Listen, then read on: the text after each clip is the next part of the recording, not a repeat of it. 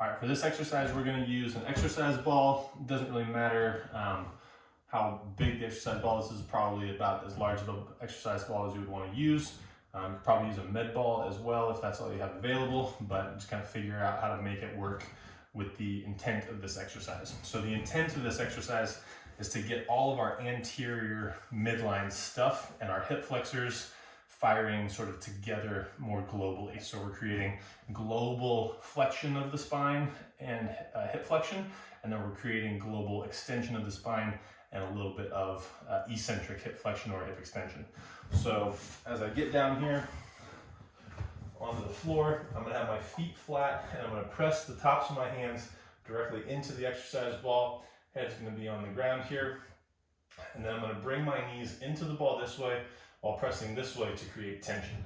So from here, my feet kind of come off the floor, and then I'm gonna start to curl into hip flexion against the resistance of my arms and come all the way up till my low back starts to come off the ground.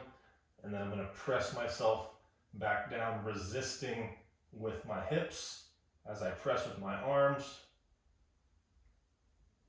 Come back up. And resist on the way back down. So you can make this as hard or as difficult as you want based on how much pressure you're willing to put into the ball down and how much you're willing to squeeze into the exercise ball with your knees also. So we want it to be a nice, like, kind of fire up the type of core midline, but really to gain awareness of how to create that global flexion and then resist that extension.